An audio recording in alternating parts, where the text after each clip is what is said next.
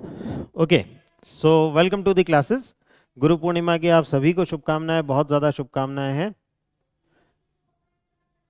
Okay, कॉन्सेप्टर की classes, बिल्कुल ये कॉन्सेप्टर की ही क्लासेस चल रही हैं। जो बच्चे मुझसे पूछ रहे हैं कि कॉन्सेप्टर की क्लासेस स्टार्ट क्लासेस कब से होंगी, हमने मैपिंग की कुछ सेशंस जो है मैंने आप लोगों के साथ में किए थे। उसी मैपिंग के सेशन को हम और आगे बढ़ाएंगे। वो जो 3-4 सेशन हमारे हो चुके हैं, उसी पार्ट को और आगे बढ़ाएंगे मैपिंग में। उससे आगे बेसिक कंसेप्ट से जो है, बेसिक मैपिंग के लिए आपके पास में क्या क्या होना चाहिए ये मैंने आपको बता दिया। एटलस का डिस्कशन मैंने आपके साथ कर लिया।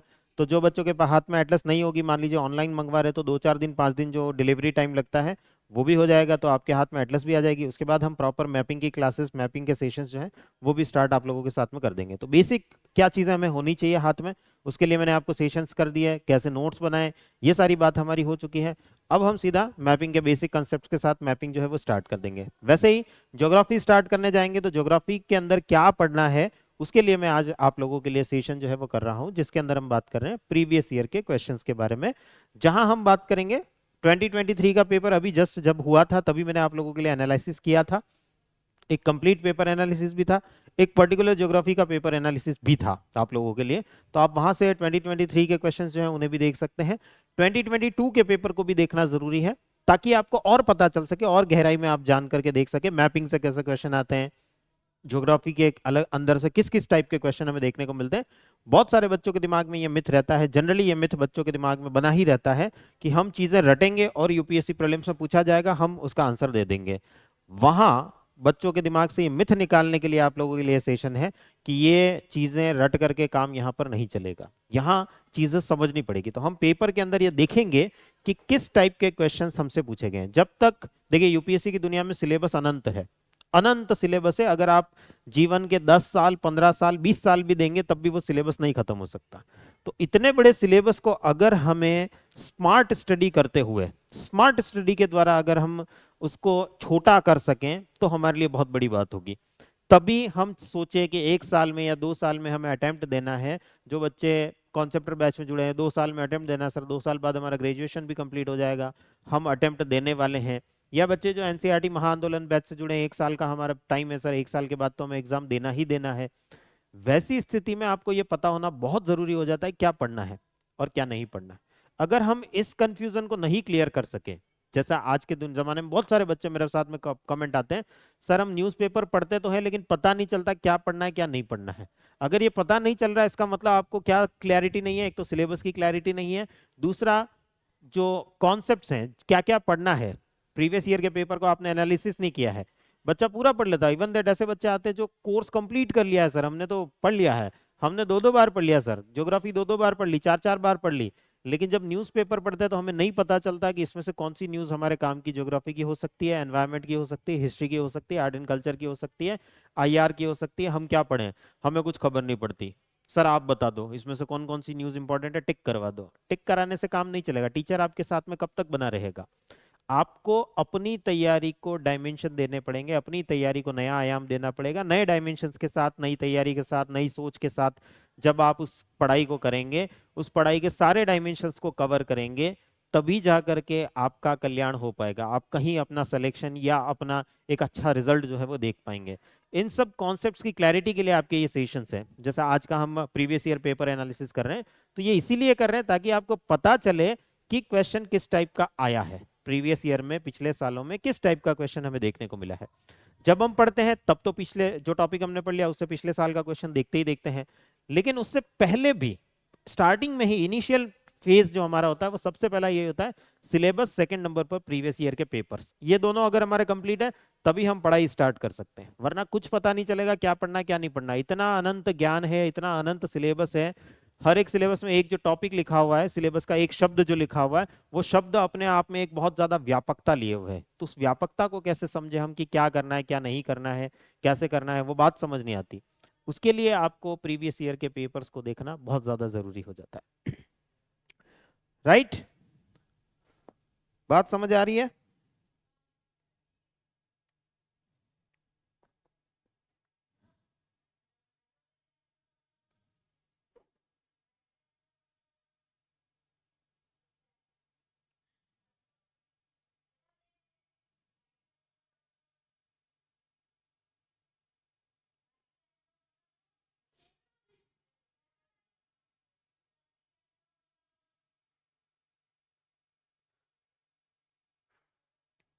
कहानी क्लियर है? कमेंट करो एक बार।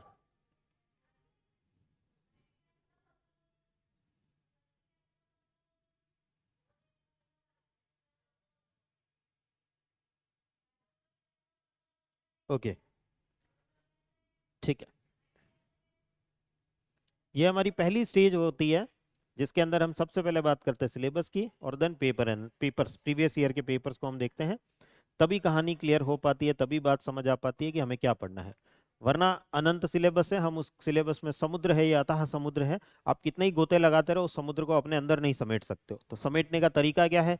सिलेबस को समझना, प्रीवियस ईयर के पेपर्स को समझना, तभी हम क्या पढ़ना है क्या नहीं पढ़ना है इस बात की क्लैरिटी हम समझ पाएंगे। राइट, चलिए तो स्टार्ट करते हैं। 2022 के अंदर ज्योग्राफी के और मैपिंग के क्या क्या क्वेश्चन देखने को मिले हैं उसको समझते हुए चलेंगे। क्वेश्चंस को तो देखेंगे ही, आंसर भी हम देखेंगे ही, लेकिन वहां से किस टाइप का क्वेश्चन हमारे सामने प्रकट हुआ है उसके बारे में भी चर्चा हम करते हुए चलेंगे।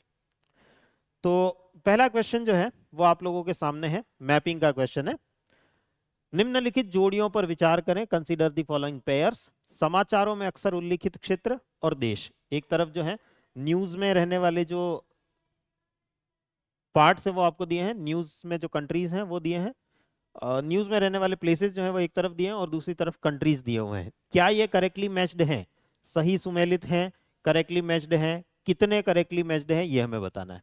इस क्वेश्चन को देख, इस क्वेश्चन को तो अभी देखेंगे ही हम, लेकिन इस क्वेश्चन को देख करके एक बात जो हमें समझने की है वो ये है, जब भी आप करंट अफेयर्स पढ़ रहे हैं, करंट अफेयर्स में जिन भी लोकेशंस को पढ़ रहे हैं, जो भी न्यूज में आपको देखने को मिल रही है, उन लोकेशंस की एग्जैक्ट लोकेशन कहाँ है। किसी भी जगह का नाम आ रहा है, अगर किसी भी प्लेस का नाम आ रहा है, तो बस ऐसे ही एनाटोलिया आ रहा है, सर एनाटोलिया बार बार बार बार न्यूज में देखने को मिल रहा है, हमने न्यूज में उसको देखा लेकिन एटलस में उसको नहीं देखा। ये बहुत बड़ी गड़बड़ करते हैं बच्चे।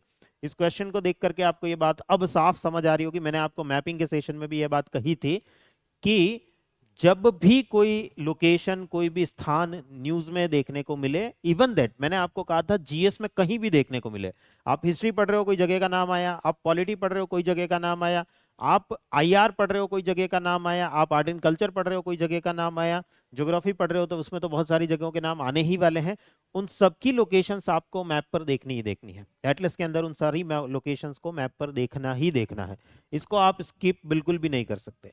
वैसे ही करंट अफेयर्स में जो लोकेशंस रहती हैं उनको आपको मैप पर देखना ही देखना है। और यहाँ देखिए वही लोकेशंस हैं, साफ साफ उन्होंने लिख करके दिया है कि ये प्लेसेस जो है वो न्यूज में रहे हैं पिछले कुछ समय में।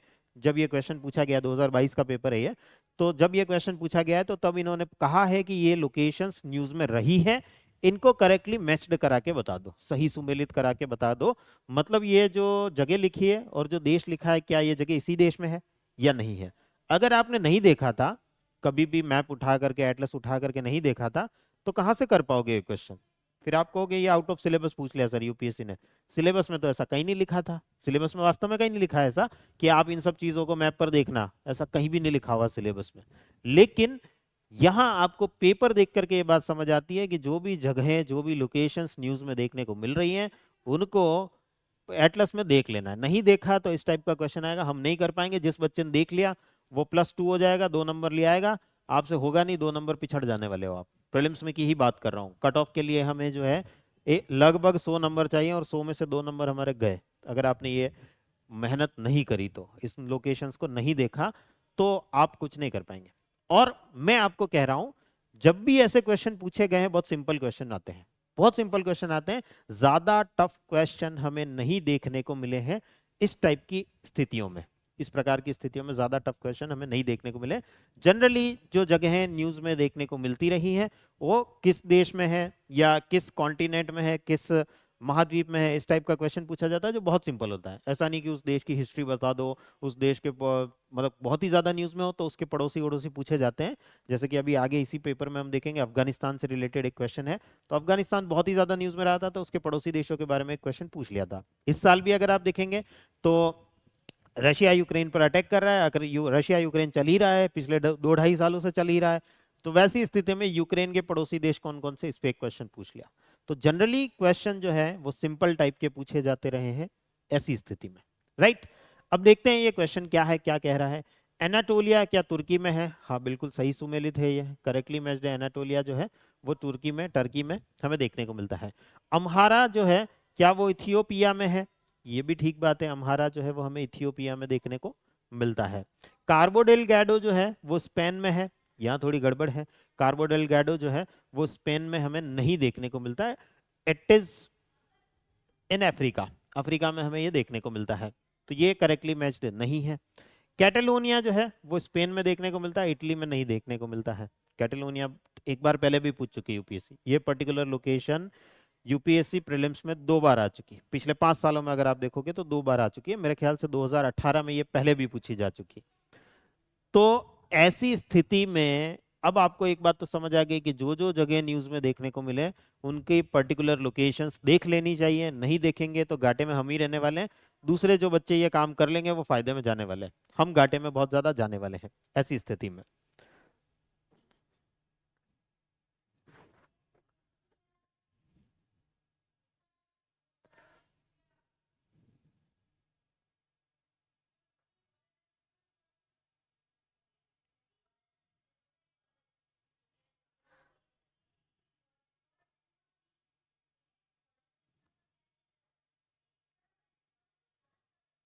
कॉन्सेप्ट बैच की क्लास कब होगी? ये किसकी क्लास चल रही है, आपको क्या लग रहा है किसकी क्लास चल रही है? 6th क्लास की क्लास चल रही है क्या?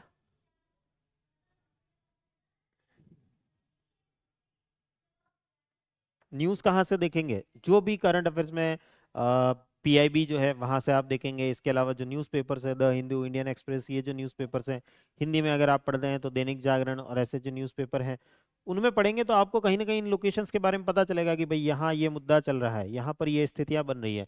एनाटोलिया प्लेटू जो है अभी अभी भूकंप के लिए देखा गया था, तो अर्थक्वेक आया था, टर्की में एक अर्थक्वेक देखा गया, भूकंप देखा गया, उस भूकंप की वजह से एनाटोलिया पठार जो है, एनाटोलिया प्लेटू जो है वो पूरा का पूरा गड़बड़ाया था, काफी ज्यादा यहाँ पर अर्थक्वेक भूकंप की स्थितियां हमें देखने को मिली थी, काफी ज्यादा वाइब्रेशंस कंपन, हमें ट्रेमर्स जो हैं वो देखने को यहाँ पर मिले थे, तो उसकी वजह से न्यूज में था। किसी न किसी कारण से ये सारी जगह जो है वो न्यूज में देखने को मिलती हैं। कैटेलोनिया जो है वो अशांति की वजह से हमें न्यूज में देखने को मिलता है, तो बार बार देखने को मिलता है, यूपीएससी पूछ लेती है, लो बताओ ये कहाँ है, ये वाली जगह कहाँ है, ये वाली जगह कहाँ है, ये वाली जगह कहाँ है, बताओ जल्दी से बताओ। ऐसा क्वेश्चन हर साल, पिछले 5 सालों के पेपर उठा के देख लिया, हर साल ऐसा क्वेश्चन आपको देखने को मिलेगा। 2023 का जो मैंने आपके साथ पेपर एनालिसिस किया था, हमने वहां भी देखा था नागोर्नो कारबाख और कुछ प्लेसेस जो हैं उनके बारे में क्वेश्चन आया था, यहाँ भी आप देखेंगे तो कुछ ऐसा ही क्वेश्चन आपको फिर से देखने को मिलेगा। तो यहाँ हम देख रहे हैं कि 2 पेयर जो है वो करेक्टली मैच्ड है, बाकी 2 जो है वो करेक्टली मैच्ड नहीं है, तो हमारा आंसर हो जाएगा ओनली 2 पेयर्स, ऑप्शन बी, केवल 2 जोड़े, ऑप्शन बी जो है वो हमारा यहाँ पर सही आंसर हो जाएगा। तो इस क्वेश्चन से हमने सीखा क्या, इस पेपर एनालिसिस का हमारा मेन उद्देश्य क्या है? इस क्वेश्चन का आंसर जानना नहीं है, इस क्वेश्चन से हमें क्या सीखने को मिला, जो भी जगह न्यूज में दिखे उसको हमें एटलस पर जरूर देखना है, ये चीज हमें इस क्वेश्चन से साफ साफ देखने को मिल रही है। राइट, ये इसका एक्सप्लेनेशन है, आपको पीडीएफ मिल जाएगी। नेक्स्ट, पश्चिमी अफ्रीका में कौन सी झील सूखकर रेगिस्तान में बदल गई है? Which one of the lake of the western Africa has become dry and turned into a desert? Again एक और क्वेश्चन आपको देखने को मिल रहा है जो फिर से लोकेशन बेस्ड है, यानी मैपिंग का क्वेश्चन आपको देखने को मिल रहा है। अगेन देख लीजिए, करंट अफेयर्स में एक लोकेशन है, एक झील जो है वो सूख चुकी है, और उस झील के बारे में हमसे पूछा जा रहा है कि ये झील जो है वो कहाँ देखने को मिलती है, यहाँ नाम पूछा गया है, तो ये कहाँ, ये कौन सी झील जो है वो हमें ऐसी देखने को मिली है जो कि अभी अभी रिसेंटली सूखती हुई दिखाई देती है? लेक विक्टोरिया अफ्रीका की सबसे बड़ी लेक है, ये सूखने वाली स्थितियों में है ही नहीं। लेक ओगुटा जो है वो सूखने वाली स्थितियों में है नहीं। लेक वोल्टा जो है वो सूखने वाली स्थितियों में है नहीं। ये सारी अफ्रीका की झीलें हैं। अफ्रीका की जो फैगोबाइन जो लेक है, ये लेक जो है ये हमें सूखती हुई करंट अफेयर्स में देखने को मिलती है कि हाँ पिछले 5-7 सालों से ये न्यूज में है। जो बच्चे इस मिथ में रहते हैं कि पिछले 1 साल का ही करंट अफेयर्स यूपीएससी पूछती है, देखो 5-7 सालों से न्यूज में है, और 5-7 सालों से न्यूज में है तो यूपीएससी ने पूछ लिया। इवन दैट ये 1970 से ही सूख रही है, 1970 से ही ये स्थितियां देखने को मिल रही है कि धीरे धीरे धीरे धीरे सूख रही है, तो 5 भी नहीं, मैं तो कहूंगा 50 सालों से हमें न्यूज में देखने को मिल रही है। तो वैसी स्थिति में यूपीएससी ने यहाँ से क्वेश्चन दाग दिया आपके ऊपर कि बताओ इनमें से कौन सी झील जो है वो सूख रही है। यहाँ नाम पूछ लिया, हो सकता है लोकेशन पूछ सकते थे कि अफ्रीका में है कि एशिया में है या हो सकता है नाम भी पूछ लेते हैं। नाइजर रिवर के पास में हमें ये झील जो है वो देखने को मिलती है। नाइजर रिवर का ही पानी जो है वो इस झील के अंदर जाता है। नाइजर रिवर में जब ज्यादा पानी आता है तो इस झील के अंदर पानी जाता हुआ हमें देखने को मिलता है। तो ऐसी स्थिति में हमसे लोकेशन भी पूछी जा सकती थी। फिलहाल नाम पूछा है तो सिंपल है क्वेश्चन, बहुत सिंपल है क्वेश्चन। हो सकता है कि क्वेश्चन बना दिया जाता है कि ये जो लेक फ्यूगेबाइन है ये कहाँ देखने को मिलती है, बार बार न्यूज में देखने को मिल रही है, तो कहाँ देखने को मिलती है, किस जगह पर देखने को मिलती है, किस लोकेशन पर देखने को मिलती है। क्वेश्चन इस तरीके से भी पूछा जा सकता था, जैसा कि पिछला क्वेश्चन अभी हमने देखा था, जो लास्ट क्वेश्चन अभी हमने देखा था उस टाइप से भी क्वेश्चन हमारे सामने यहां पर हो सकता था।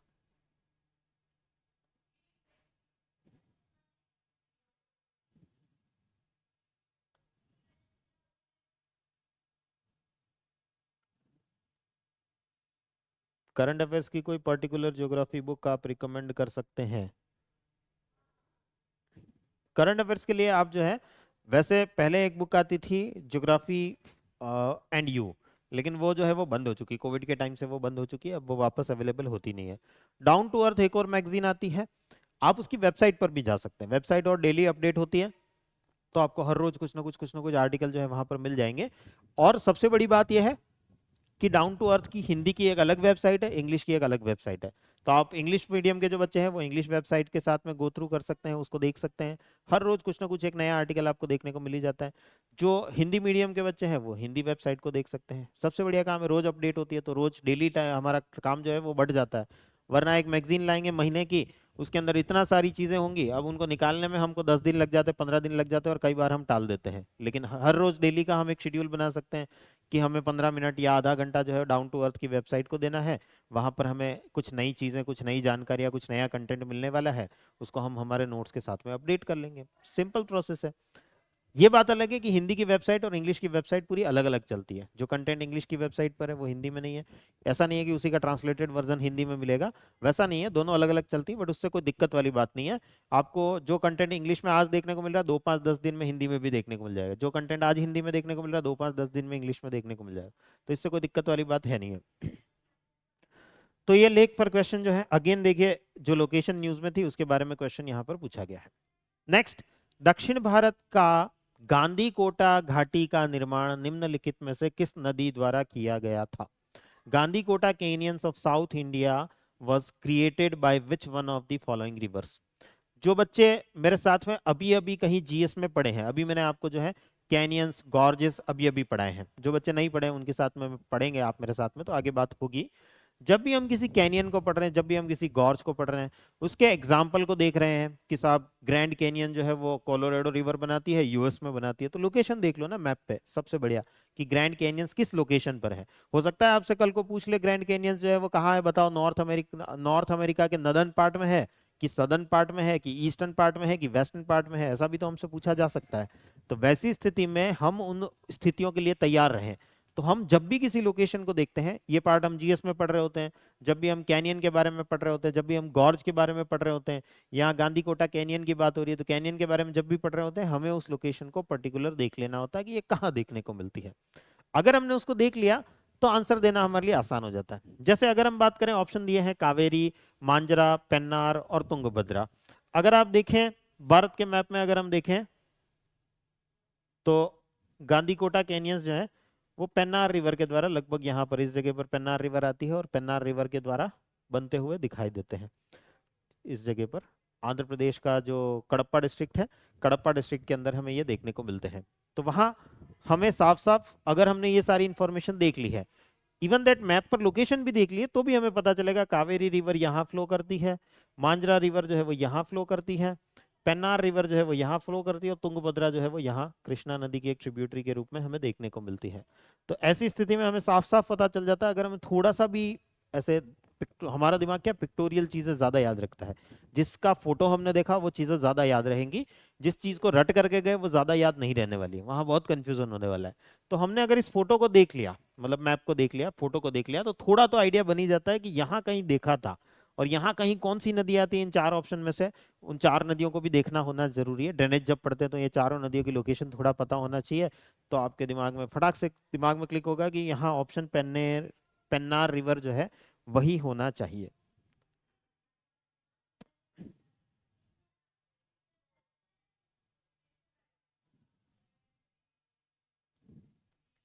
सर हम शुरुआत कैसे करें? शुरुआत सिलेबस और प्रीवियस ईयर पेपर से ही होगी। हमेशा जब भी आप शुरुआत कर रहे हैं सिलेबस और प्रीवियस ईयर पेपर से ही होगी, उसके बाद बाकी चीजें पढ़ी जाएंगी।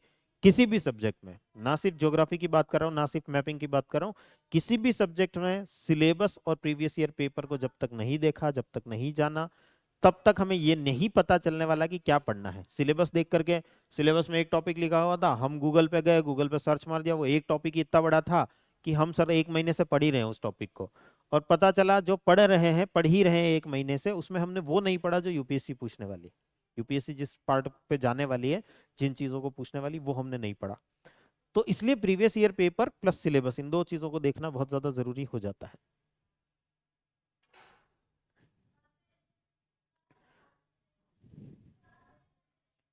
राइट, नेक्स्ट देखते हैं।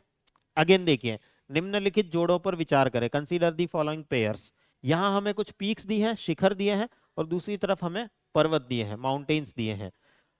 अब जनरली आप जब भी इंडियन ज्योग्राफी पढ़ रहे होते हो, तो इंडियन ज्योग्राफी में कुछ पीक्स के नाम आप एनसीईआरटी में भी देखेंगे। अगर एनसीईआरटी भी उठाएंगे, इवन दैट यहाँ जो नाम दिख रहे हैं आपको, इसमें से नामचा बरवा, नंदा देवी और नौकरेक, लगभग ये तीनों नाम जो हैं वो आपको 9th क्लास की एनसीईआरटी में ही दिख जाने वाले हैं। 9th क्लास में जब आप इंडियन ज्योग्राफी की एनसीईआरटी उठाएंगे, वहीं दिख जाने वाले हैं, और 11th क्लास में तो दिख ही जाने वाले हैं।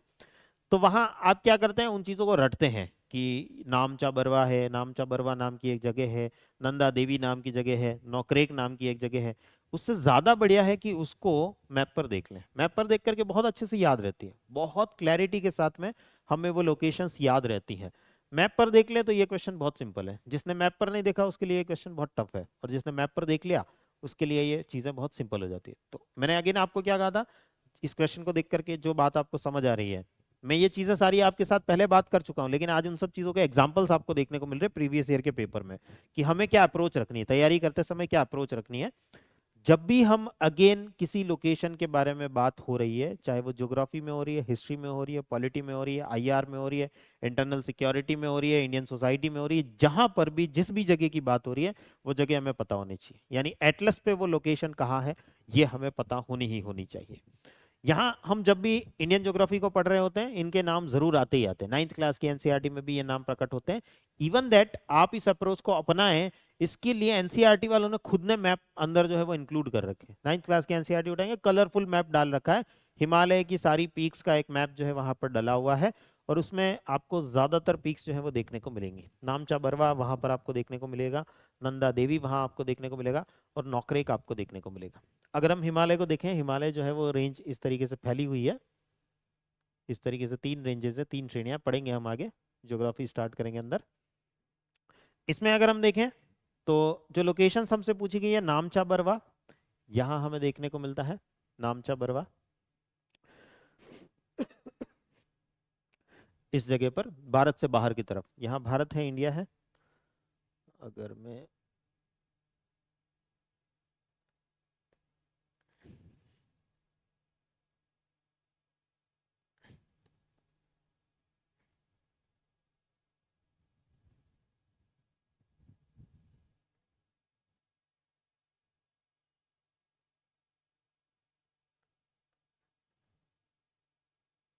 यहाँ अगर हम देखें तो कुछ इस तरीके से हिमालय फैला हुआ है, और जो पीक्स हमें दे रखी है उसमें अगर हम बात करें, नामचा बरवा यहाँ हमें देखने को मिलती है।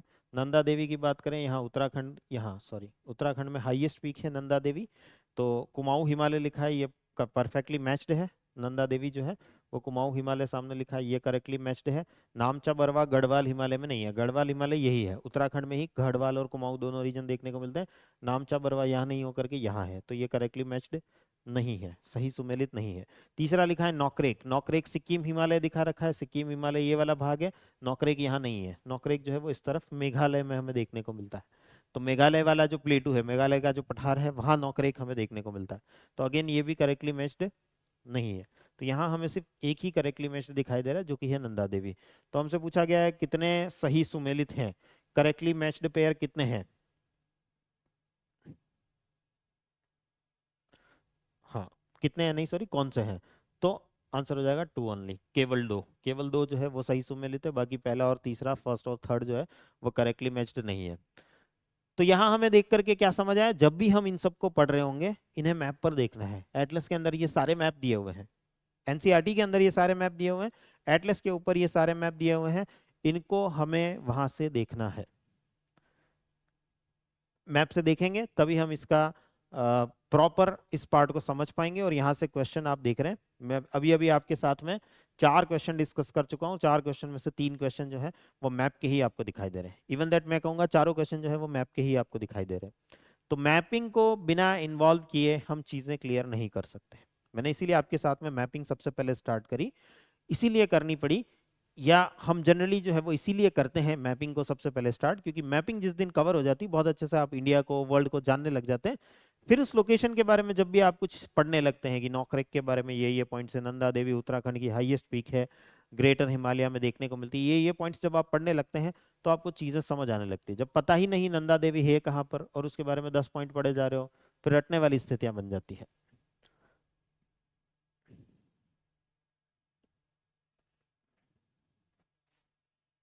चलिए नेक्स्ट क्वेश्चन को देखते हैं।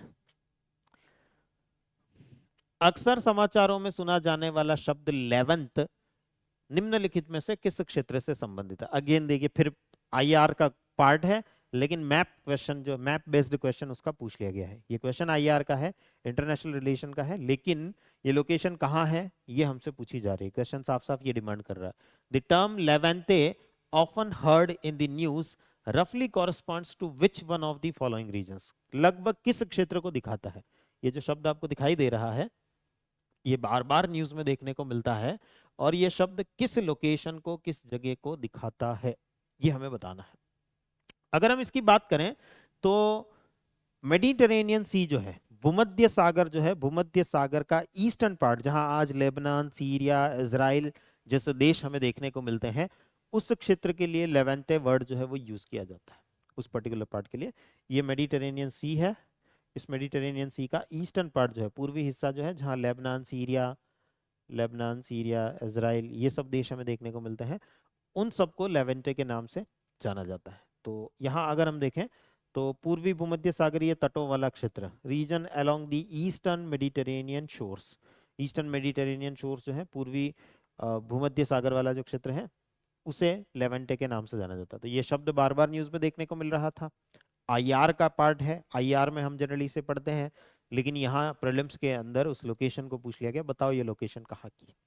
अगेन जैसा मैं आपको समझा रहा हूँ, जो भी चीज हम पढ़ रहे हैं, जो भी चीज के बारे में जहां पर भी करंट अफेयर्स में, जीएस में, हिस्ट्री, पॉलिटी, इकोनॉमी, ज्योग्राफी, जिस भी सब्जेक्ट में पढ़ रहे हैं, आईआर में पढ़ रहे हैं, वो लोकेशन एक बार मैप पर देखनी बहुत जरूरी हो जाती है। नहीं देखोगे तो अभी अभी आपने देख लिया कितने क्वेश्चंस हमारे मिस हो जाएंगे अगर हमने इस तरीके की लापरवाही बरती। तो अपने कितने क्वेश्चन, ये 5 क्वेश्चन यूं के यूं चले जाने वाले, 10 नंबर अपने यूं के यूं चले जाने वाले। और अगर आप पढ़ करके गए हैं तो बहुत सिंपल भी होने वाले, ये टाइप के क्वेश्चन बहुत सिंपल हमें देखने को मिलते हैं।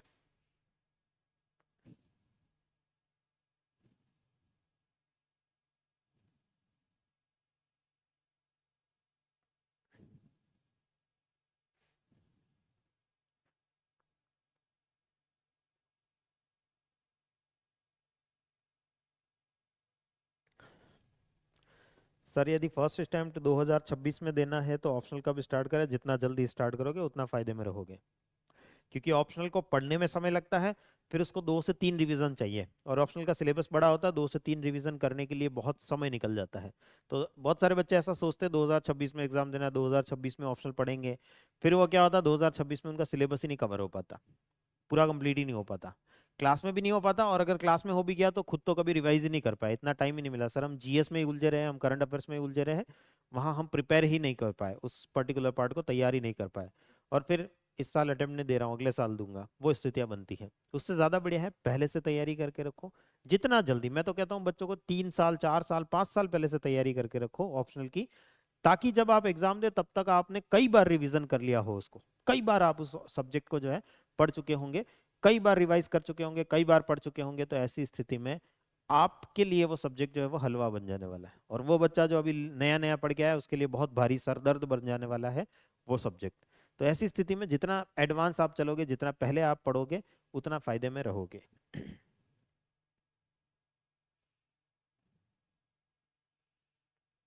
सर क्या हम भी ऑप्शनल पढ़ें? अभी क्लास 12th के हैं, बिल्कुल पढ़िए, बिल्कुल पढ़िए।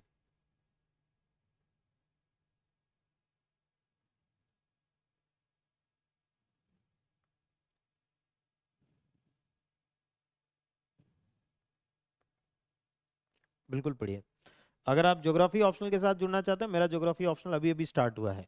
अभी सिर्फ और सिर्फ 20 से 22 क्लासेस हुई हैं, और आप उस ऑप्शनल के साथ अभी जुड़ सकते हैं, क्योंकि अभी मैं पेपर वन जो है वो पढ़ा रहा हूँ। पेपर वन के बहुत कोर कंसेप्ट जो है वो चल रहे हैं। डेविस का फ्लूवियल साइकिल अभी चल रहा है, तो डेविस के कैसे कंसेप्ट हैं, कैसे वो जो है पानी की वजह से बनने वाली, जो पानी के बहने की वजह से बनने वाली जो स्थलाकृतियां होती, जो लैंडफॉर्म्स होती, कैसे बनती हैं, क्या प्रोसेस इन्वॉल्व होता है, वो सब चल रहा है। तो अभी आपको क्या होगी, लाइव क्लासेस मिल जाएंगी। थोड़ा पार्ट आपका अभी 20-22 क्लासेस जो है उनको आप वीकेंड पर कभी भी कवर कर लेंगे, और बाकी फिर आपको लाइव क्लासेस मिल जाएंगी। तो आप लाइव क्लास में अपने डाउट जो होंगे वो लाइव हाथों हाथ पूछ पाएंगे।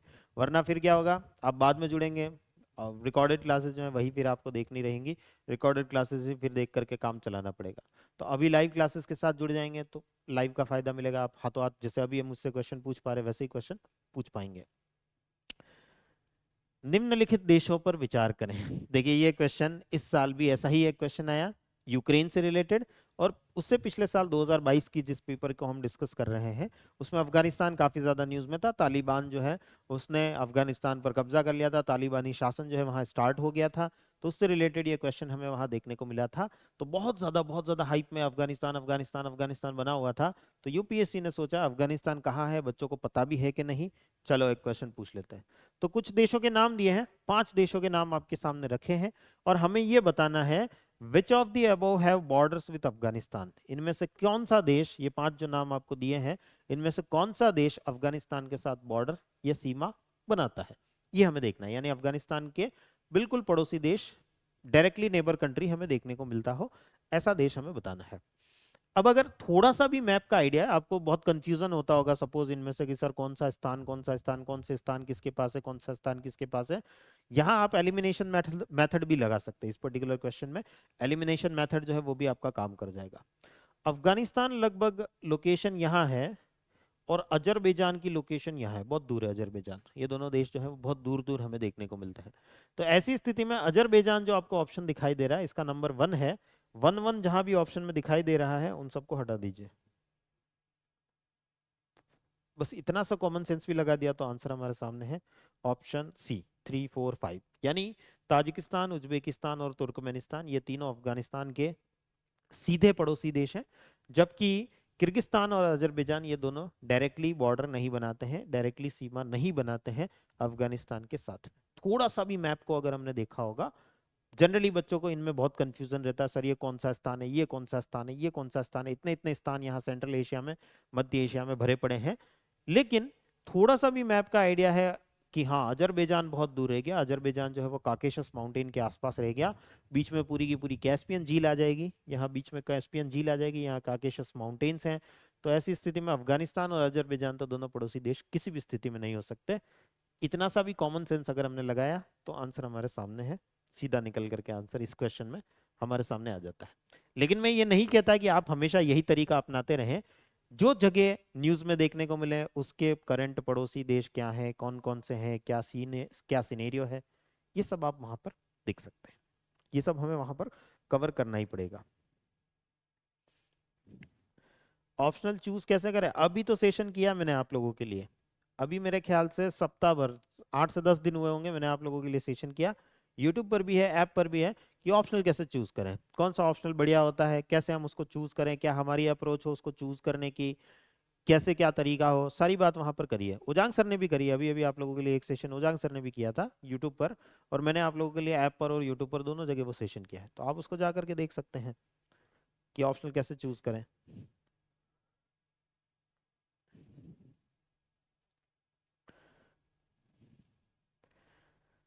नेक्स्ट, भारत के संदर्भ में निम्नलिखित कथनों पर विचार करें। With reference to India consider the following statements. देखिए 4 स्टेटमेंट हमें दिए हैं।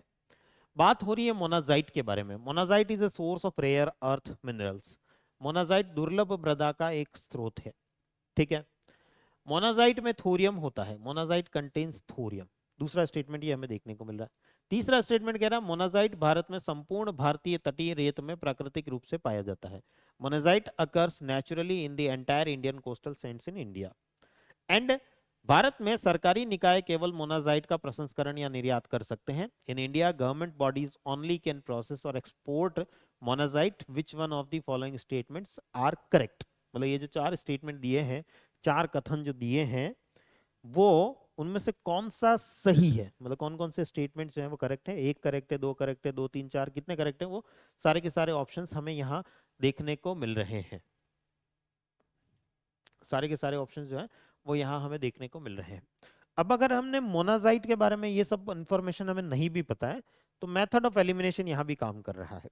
मोनाजाइट के बारे में अगर हमें इतना भी पता है कि मोनाजाइट जो है वो सिर्फ केरला में मिलती है, केरला की जो रेत है उसके अंदर मोनाजाइट टाइप की सैंड, मोनाजाइट प्रकार की रेत हमें देखने को मिलती है। भारत में जो केरल नाम का राज्य है, यहाँ पर जो केरल नाम का राज्य है उसके किनारों पर जो रेत है, जो तटीय क्षेत्र है, कोस्टल एरिया है, उसमें जो रेत है उस रेत का के अंदर हमें मोनाजाइट देखने को मिलती है। और यहाँ लिखा है मोनाजाइट भारत के संपूर्ण भारतीय तटीय रेत में पाई जाती है। Monazite occurs naturally in the entire Indian coastal Sands in India, जो कि स्टेटमेंट पूरी तरीके से गलत है। पूरे इंडिया की हर एक जगह, मतलब आप सोचो गुजरात में भी मिलेगी, आप सोचो महाराष्ट्र में भी मिलेगी, आप सोचो कर्नाटक में भी मिलेगी, आंध्र प्रदेश, तमिलनाडु, उड़ीसा, सब जगह मिलेगी, नहीं संभव है।